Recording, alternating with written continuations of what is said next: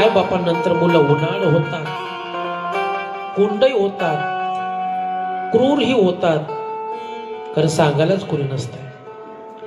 पण माय बापानंतर या भावांना सांभाळायचंय, घर सांभाळायचंय, ही सगळी जबाबदारी तुकोबरोबर आली लहान वयामध्ये, जशी माझ्या ज्ञानोबाऱ्यावर आली. ऐका नाही, तशीच कथा आहे. निवृत्तीनाथ तर परांगण झाले आणि मुक्ताईन सोपानजीची सगळी जबाबदारी ज्ञानोबाऱ्यावर आली लहान वयामध्ये. आणि मग ज्ञानोबारायाने भिक्षा मागायला जावं, भिक्षा कोणी देत नव्हतं. कदाचित एका त्या माता माऊलीला वाटलंच, मूठभर पीठ दिलं, तेही त्या काळातले धर्मदृष्टी, ते जोडी फाडायची, त्यात माती भरायची. राग यायचा ज्ञानोबारायाला, कारण आता आम्ही उपाशी ठीक आहे, पण घरी गेल्यानंतर झोपडीत मुक्ताई विचारेल, दादा भूक लागली, काय आहे का रे, कोणी दिलं का तुला काही? काय सांगावं की या लोकांनी दिलेलं पीठ सुद्धा माती मिक्स केली, काय सांगावं. आणि मग ज्ञानोबारायाने स्वतःही पोटभर पाणी प्यावं. मुक्ता तुला पण आणतो, आता ह्या सकाळच्या वेळेस काही नाही कोणी दिलं, आता परत जातो आळंदीमध्ये, कोण देते का बघतो, नाही दुपारी दिलं कोणी तर परत संध्याकाळी जातो. काय अवस्था. चला तुमचा एक वेळ घेतो.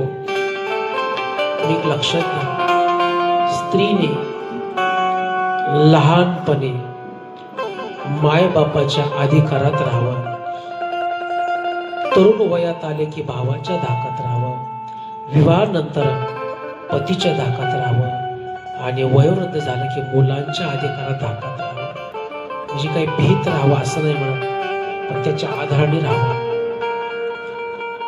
एक सकाळची वेळ आहे, 8:30-9 वाजता, 10 वाजता एक मुलगा गेट पशी कोपऱ्यात, फाटकी पिशवी, फाटकी कपडे, डोकं विस्कटलेलं आहे, केस, आणि अशा अवस्थेत आंघोळ पण केलेली नाही, शाळेत सुरू कधी होती वाट पाहतोय, आणि बसला. शाळा सुरू झाली, पट दिशेने गेला. त्याचं लक्ष शिकवण्याकडे नव्हते, शिक्षक शिकवतात, लक्ष नव्हतं. दोनदा उठवलं, तुझं लक्ष नाही, दोनदा कानफडीत गुरुजीने मारलं, पण त्याचं लक्ष शाळात जेवायला कधी सुटते. सुटली शाळा, आणि मग सगळे लाईन मध्ये खिचडी घेण्यासाठी उभा राहिले. हाही उभा राहिला. मग याने आपला जर्मनचा डबा पिशवीतून काढला, खिचडी घेतली, आणि एका झाडाच्या आड जाऊन बसला. बाकी सगळी मुलं त्याच पटांगणामध्ये बसली जेवण्यासाठी. आणि मग त्या एका शिक्षकाचा, ज्यांनी 2-3 कानफडीत मारल्या, त्यांनी विचारले की मुलगा का विचित्र वागतोय, जरा याचं लक्ष पण नाही, काय भानगड. म्हणून त्याची नजर गेली, तर तो झाडाच्या आड एकटाच बसला होता, आणि बाकीची सगळी मुलं आपल्या आपल्या ग्रुपनी बसतात, पण हा मुलगा बसला. जरा लक्ष दिलं. मग तो मुलाकडे पाहिल्यानंतर मुलगा, इकडे मुलं जेवण करतात तोपर्यंत शाळेत गेला. मग तर जास्तच लक्ष दिलं गुरुजीने.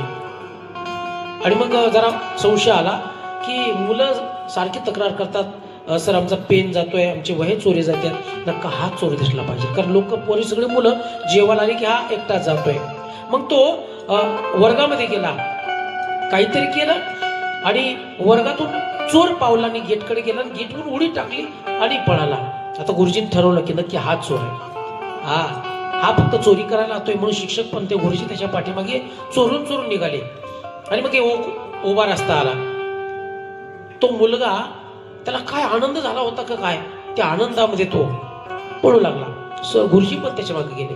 मग एक आडवा रस्ता लागला, त्या रस्त्याने तो चालतोय, गुरुजी पाठीमागे, आणि मग एक छोटीशी बोळ लागली, त्या बोळीतून मुलगा पुढे चालतोय.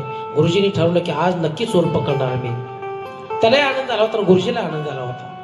दररोजच मुलं तक्रार करतात, पण कळत नव्हतं कोण चोर आहे, हा चोर.